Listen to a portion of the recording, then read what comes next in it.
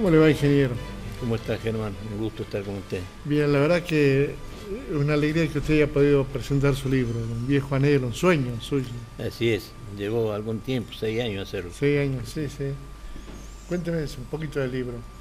Sí, es un libro que un poco lo escribí tratando de explicar todos los altibajos que nos ocurren no solo en el aspecto ganadero, sino en todo el sector agropecuario a lo largo de la historia. Y bueno, eso me llevó un poco a ver el origen y trasladarlo en función de cada uno de los gobiernos desde esa época, es decir, de la época de los virreyes, de la época colonial, hasta el presente, tratando de analizar los distintos gobiernos, las influencias que han tenido, incluso pasando por la Primera, la Segunda Guerra Mundial, la famosa Guerra de las Carnes, y también comparando, digamos, las situaciones de déficits fiscales que tuvo los distintos gobiernos y cómo se recuperaron en función del sector agropecuario. Ahora, ¿esto es un libro para la academia o un libro para los empresarios? Usted es un hombre de la universidad también. Si usted tuviera que pensar este libro, ¿lo ha hecho pensando en los alumnos o pensando en la actividad? Es un libro amplio. Tiene 32 capítulos y casi 490 páginas. Y tiene 200 cuadros de estadística. Y está hecho de tal manera que cada capítulo es independiente del que sigue. O sea, digamos que si hay alguien que está interesado, por ejemplo, en la parte estadística, ganadera o del sector agropecuario en general, lo puede tomar. Si hay alguno que quiere ver la evolución de los ferrocarriles a través de la historia argentina, toma ese capítulo de todo aquello que quieran ver sobre el mejoramiento ganadero hecho en la Argentina durante todo el periodo, ahí está. Y la influencia de cada uno de los gobiernos en el sector agropecuario también aparece. Es decir, digamos que es un libro que puede abarcar todas las disciplinas que usted me está diciendo. No necesariamente tiene que ser un técnico, un profesional o un historiador. Claro. El libro da, digamos, por una lectura amplia, general, y sobre todo, digamos, recordando todas las acciones históricas que se presentaron en la Argentina para el desarrollo del sector agropecuario. Florencia. Sí, usted hablaba de un libro que le ha llevado aproximadamente 6 años, ¿no? La elaboración. ¿Quiénes han contribuido y colaborado, ¿no? para que sea posible que otras profesiones, si se puede decir, han puesto su cuota en el libro? Hay mucha gente que ha puesto la cuota en el libro, en el sentido, digamos, de la colaboración. El gran problema de esto fueron encontrar los antecedentes, pues son antecedentes muy, muy antiguos. Entonces, cuando uno se va hacia atrás, hacia el inicio, digamos, hacia el origen de la ganadería, yo pensaba que no iba a encontrar datos. Bueno, buscar esos datos fue realmente una tarea bastante importante y de mucho tiempo. Pero por suerte hay muchos autores que han escrito sobre eso. Pero hay momentos, otras cosas, que pueden ser, por ejemplo, sobre la historia de los ferrocarriles, que ahí sí ocurre lo que usted dice, que a veces uno necesita la colaboración de un tercero, y que ahí me dio una mano muy grande el senador Urquía, el general, el centro Urquiza, en el que en ese momento el instituto, digamos, que estaba intervenido por Moreno, era muy difícil acceder a los datos de ellos y presentar y buscarlo. En parte era difícil, por más que uno dejara entrar, buscarlo solo, porque es realmente una cascada de información que aquel que le interese la estadística del país lo tiene todo ahí. Bueno, él fue el que me dio una mano grande en poder penetrar ahí en el INDEX y determinar algunas de las cosas de la historia del ferrocarril, cómo el ferrocarril se desarrolla en función más bien de los intereses ingleses que los intereses propios de los argentinos, cómo aparece el Belgrano en relación a los otros ferrocarriles que se mueven armando un abanico que hoy día todavía existe sobre las tierras más fértiles que había en la Argentina, porque sobre eso se distribuía o se pagaba la instalación del ferrocarril de los ingleses. Bueno, Tucumán tiene mucha importancia, los ingleses en el ferrocarril. Casi todo el norte, incluso. Todo el norte argentino. Tucumán, casi, incluso gran parte del desarrollo de Tucumán tiene que ver con los ingleses. Así es, y la parte esta que le digo yo, con mayor razón, porque eran las tierras más fértiles del país.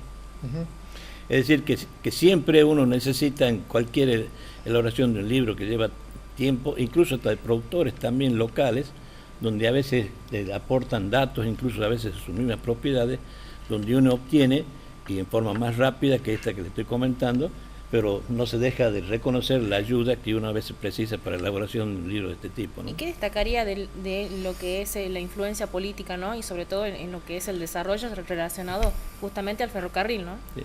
Yo le diría que hay tres cosas que son importantes o que resaltan, digamos, después de haber uno analizado, evaluado toda esa situación que pasa. Una de ellas es de que este país nació, creció y se desarrolló con una economía agroexportadora. Y sin embargo siempre se tiende a querer minimizar esa influencia, punto uno. El segundo punto es de que el sector agropecuario siempre fue el salvavidas permanente que tuvo la República Argentina para salir de los déficits fiscales. Puedo citar 4 o 5 casos, el de Pellegrini, el de Uriburu, el mismo Duhalde, sin ir más lejos, cuando estábamos en el periodo de la convertibilidad de 1 a 1, que salíamos en ese momento y la retención era muy baja.